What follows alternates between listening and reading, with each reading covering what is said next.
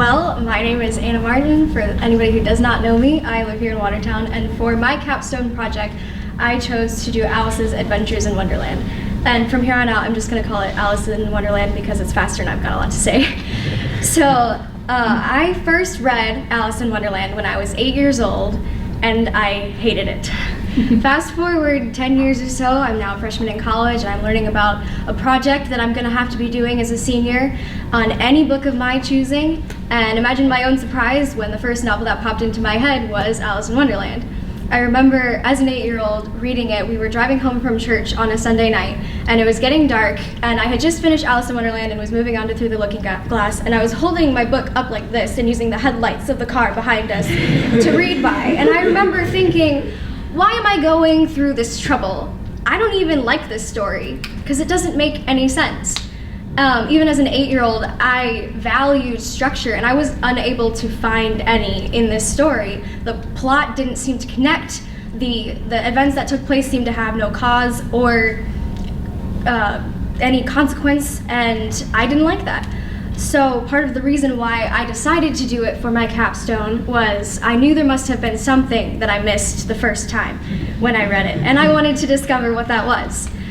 So just a little bit of background about my experience with the book. Now moving on to the life of Lewis Carroll, the man who wrote the book. My thesis for my biography was Lewis Carroll's structured lifestyle directly contradicts the nonsensical content of his Alice books, but his life experiences had a clear complementary impact on his creative efforts. I took a little bit of a different approach than Christina did. I didn't go chronologically through his life. I split it up into 2 sections, and I looked at how his life differed from Alice in Wonderland and how his life influenced Alice in Wonderland.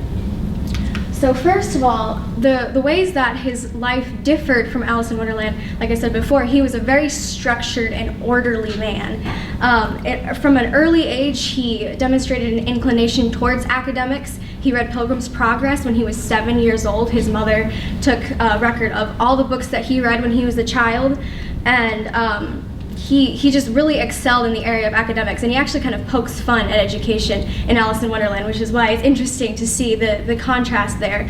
And then when he was a little bit older, he went to a school called Rugby School, which was known for its very chaotic atmosphere. The students they would steal, they would damage the institution's property, they would haze other students, and it was just it was not conducive to academics and to excelling in education. But in the midst of that, Carroll was able to really thrive as a student, and he did excel, and one of his professors told Carroll's father that he had never seen a student so adept in mathematics as Carroll was. And so he demonstrated the fact that he was able to keep his structure and his personal order intact, even in the midst of an atmosphere that was not helpful to that. And his organized lifestyle really contradicts Wonderland's silliness in just some of the little details of his everyday life. He kept very, very careful track of very obscure things such as dinner parties and who came to them and who sat where and who ate what. And he wrote thousands of letters during his lifetime, and he kept a record of all of them. And much of what we know about Carroll's life comes from the journals that he kept himself. So those all contrast the disorder, the apparent disorder of Alice in Wonderland. On the flip side, there were things in his life that influenced his books. He loved literature and writing even as a young person, and he wrote extensively throughout his childhood. And at the age of 16, he published what he called the Rectory Magazine, and it was self-declared to be a compendium of the best tales, poems, essays, pictures, etc. that the united talents of the Rectory inhabitants can produce, edited and printed by CLD, 5th edition, carefully revised and improved 1850. Not precocious at all. Later on, he went to Christ Church, Oxford, and that time in his life had an immense impact on Alice in Wonderland specifically. His use of wordplay and mathematics in the book comes up and really highlights and reflects on the level of education that he received.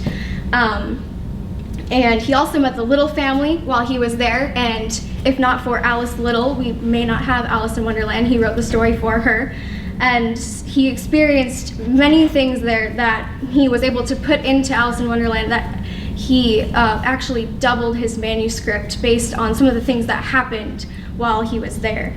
And just one of the quotes from the biography that I used as my source for my biography said, "True, he lived up to stern Victorian standards, embraced strict, correct, old-fashioned, inhibiting mores and manners, was rigidly uncompromising, could be irascible, imperious, testy, hasty in reprimand, curt and putting in conversation.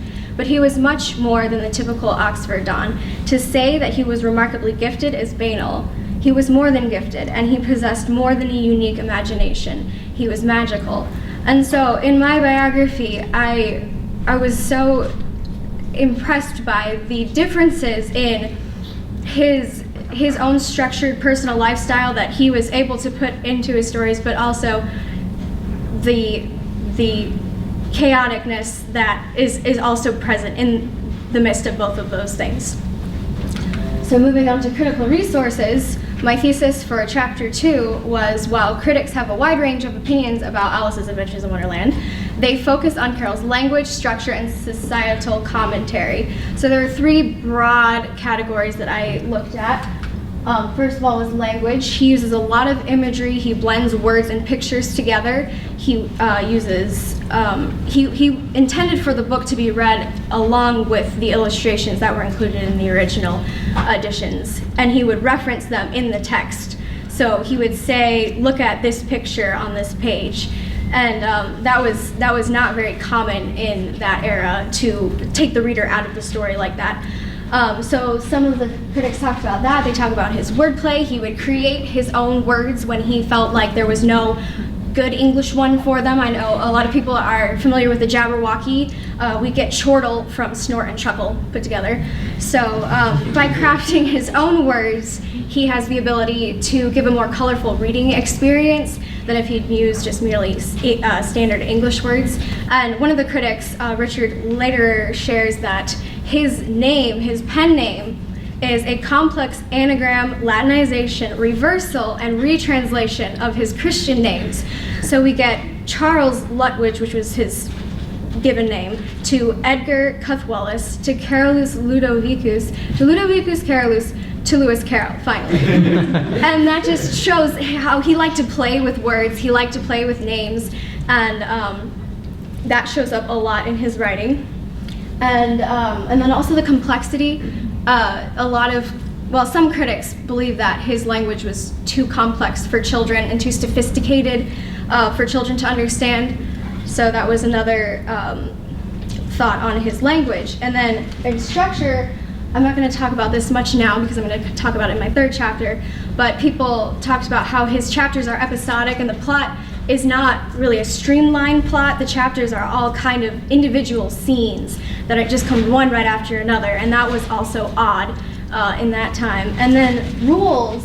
The Wonderland characters do live by certain standards of manners. They don't really pertain to the real world, but they do have them.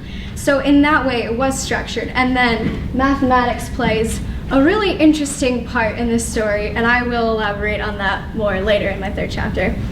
And then the 3rd broad category that critics looked at was the society and how Carroll really contrasted from the societal ideas of his day.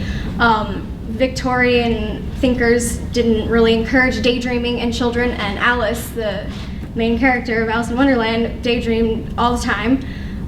He was a staunch conservative in a newly transformed liberal age, and that was also differentiated him from other people of the time. And he lacked the Victorian moralizing that was so common. He actually somewhat makes fun of that in his story. During that time, there were the stories were very didactic, and they were meant to teach something, and he didn't set out to teach anything. He just wanted to make a good story. And so that was different as well from other writers in the time. And then there was some anachronism regarding some of the criticism. Some people try to project a Freudian viewpoint on his works, which really is ridiculous because that wasn't even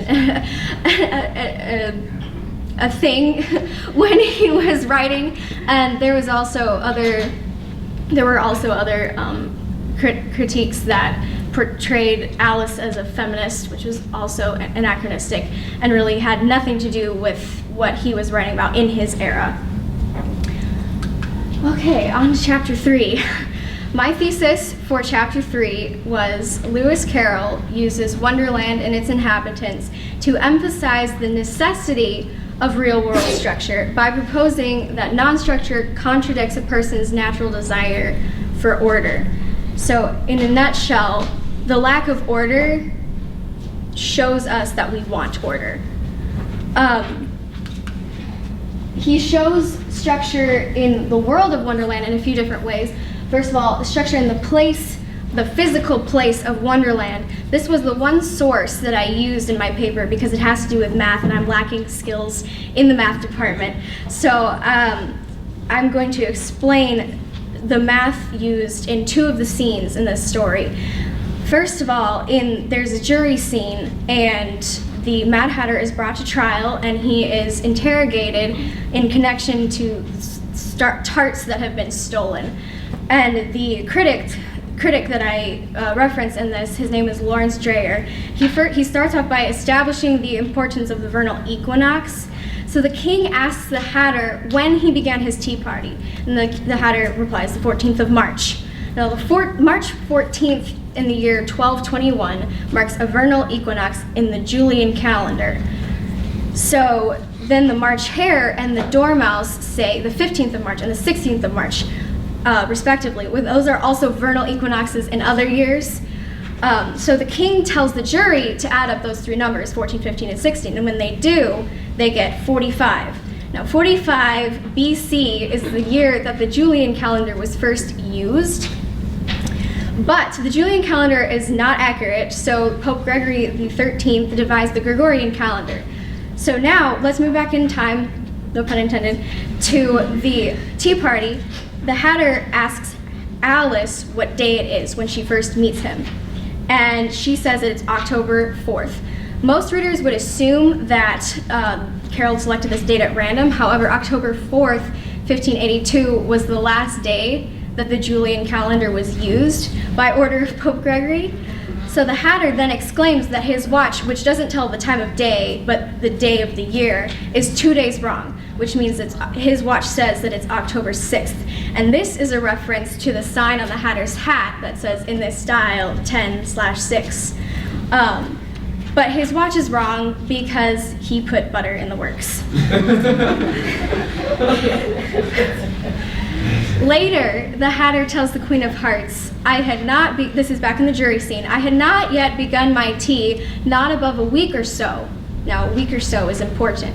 October 4th, 1582 is the last day of the of the Julian calendar before the Gregorian calendar. And that 10 days, which is Dreyer's interpretation of a week or so, were needed to correct the inaccuracies between the 2 calendars.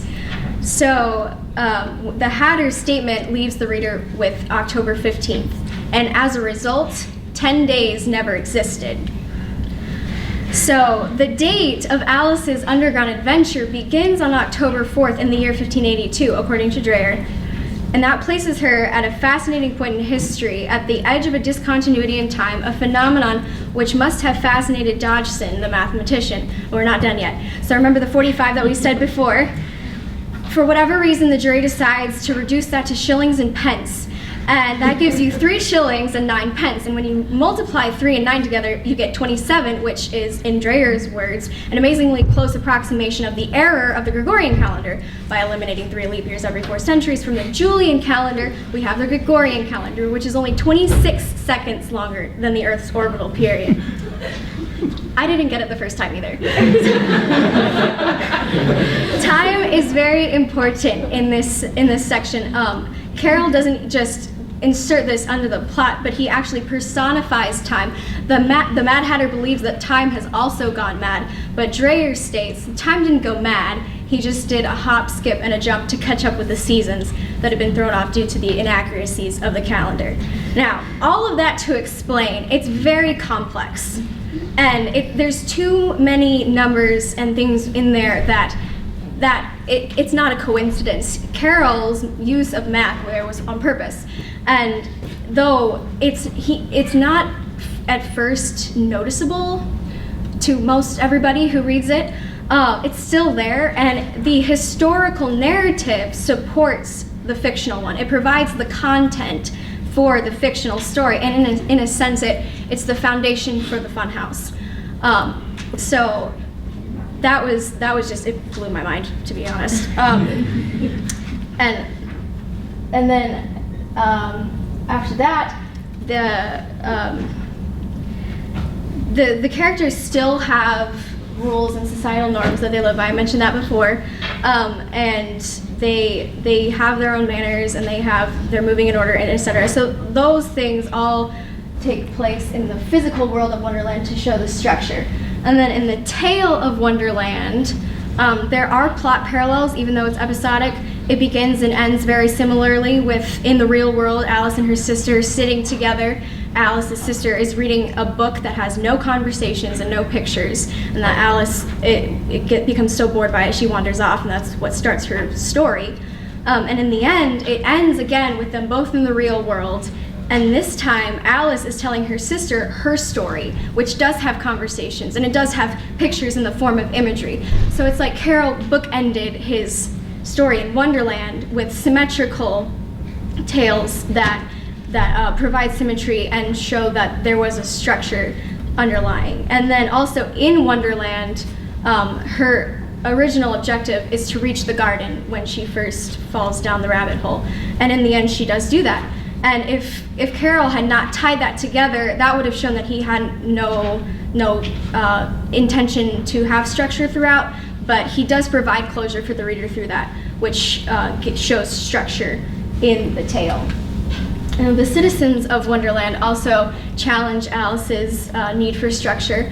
The Mock Turtle and the Griffin challenge her view of education. The Mock Turtle went to school under the ocean, and in his school, they have classes that correspond with classes that we would recognize, but they're just a little bit different. So reading and writing become reeling and writhing. History becomes mystery, big surprise there. They even have their own art classes called drawing, stretching, and fainting in coils. Now, this shows structure because if Carroll could have come up with completely gibberish words that he could call his classes, and it would have been nonsense. It would have fit into the nonsense category that the rest of the story is. But we wouldn't have looked at that and found anything to, I mean, we look at that and we laugh. It's a pun, it's funny. We can see the relation to the real world, and that causes a richer experience for the reader than there would have been if he had just come up with gibberish words. Sure, it still would have fit the nonsense category, but it's richer to have that wordplay. So once again, his structure enhances its nonsense and actually makes it more enjoyable for the reader. The Duchess's character inconsistencies also challenge Alice. When she first meets the Duchess, she's extremely rude and violent and nasty, and later on she meets her again and she's too nice. She doesn't have any type of consistency in her own character, and she changes from having a superiority complex to having an inferiority complex, and she shares all these morals that don't make sense, and she's one of the people that really starts Alice into understanding that this nonsense is ridiculous. One of the morals that the Duchess spouts off is, never imagine yourself to be otherwise than what it might appear to others, that what you were or might have been was not otherwise than what you had been would have appeared to them to be otherwise. I promise I quoted that correctly. And Alice says very politely, I think I could understand that better if you could write it down. Which the Duchess replies, "That's nothing to say. That's nothing to what I could say if I chose." And Alice says, "Pray don't trouble yourself to say it any longer than that."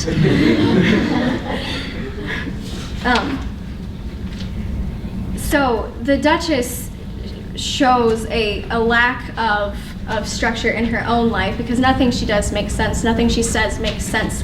She just challenges Alice. And she challenges Alice's right to think. At one point, Alice isn't saying anything, and the Duchess kind of rudely asks her, "Are you thinking again?"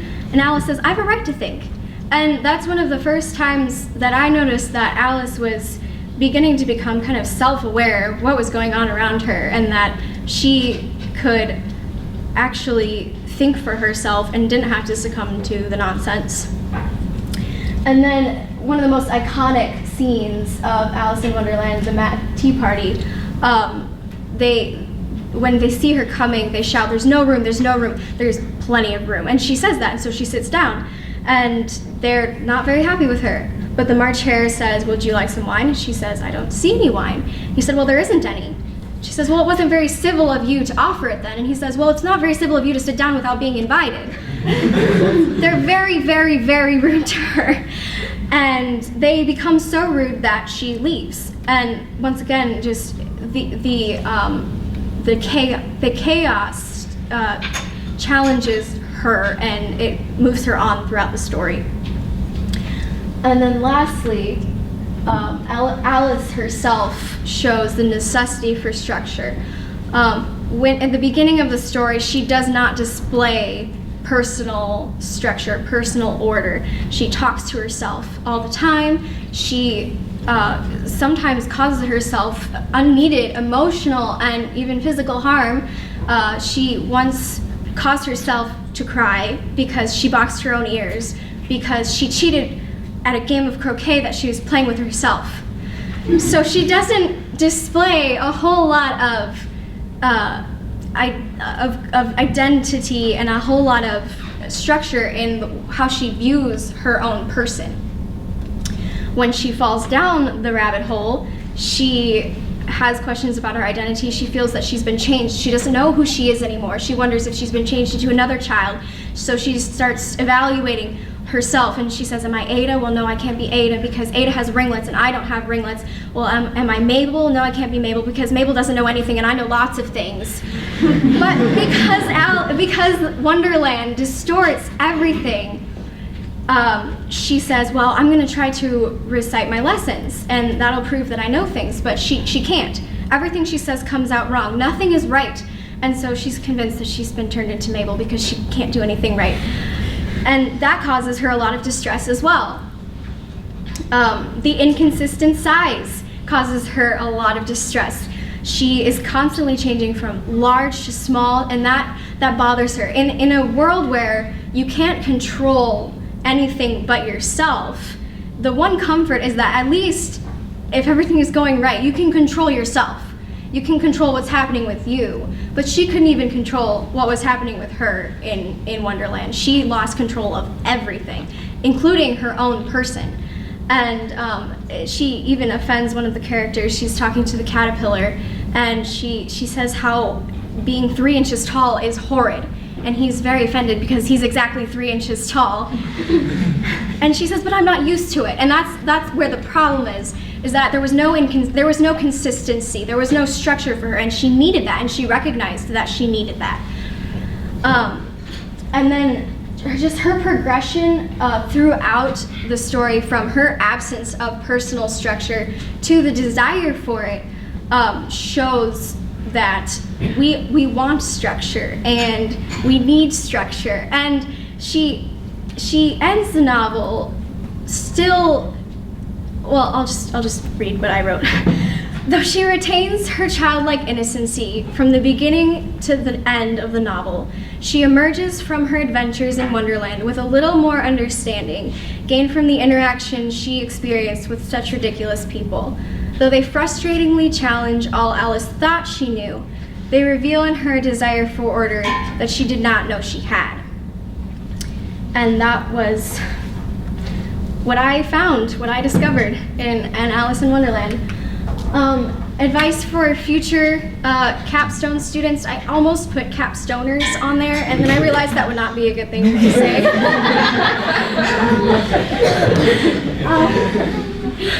One of the best pieces of advice that last year's students gave was to start early, and boy, do I wish I had listened to them. I didn't. I did a little bit ahead of time, and I'm very grateful for what I did do ahead of time. I wish I had done more.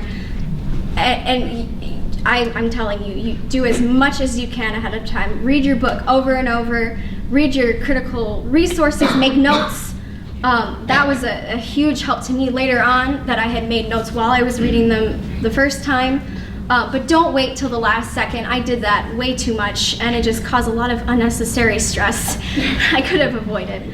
Another thing that was really, really important to me was connecting with Bryn specifically. She did it last year, and there were times where I would say, I'm running into this problem. How did you approach this? And she would help me through that. Or sometimes I would text her and I would say, Bryn, I'm dying. And she'd be like, no, you're not. It's okay. You can get through this. And so a lot of Bryn's around, I'm around. If you're going to be taking this and you want to have somebody that you can talk to that has gone through it before, somebody that can give you advice, somebody that can look at, your outline and say, hey, yeah, this is working, or hey, maybe you should change this. That was incredibly helpful to me. So I'm going to be around. I think most of you know me that are going to be taking this. So if you ever want to connect with me, or feel free. That was a huge help to me. And then finally, do not be afraid.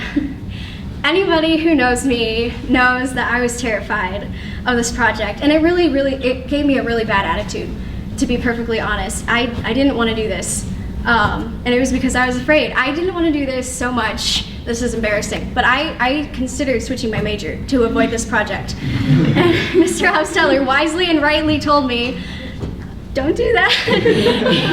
He basically said, I'm not going to tell you can't, but if I were your dad, I would really strongly suggest that you didn't do that. And what am I going to say to that, So I'm extremely thankful that I listened to him and that I did this project. I really learned to trust God through this project, because that's what it boiled down to. My fear was a lack of faith. And I would constantly, early on in the semester, I would go to class and I'd be terrified that what I had done wasn't good enough, or that it wasn't enough, or that Mrs. Stevens would hate it. And that was a lack of faith. And I remember very distinctly one day I walked out of class and I was so encouraged, and she hadn't even said anything like specifically about this, but she was so encouraging all the time, and she wanted me to succeed. And I just remember thinking, why am I so afraid? I don't have to be afraid. God is helping me, and she's helping me. She was right along with me the whole time. You're not doing this on your own. And that's how I felt at first.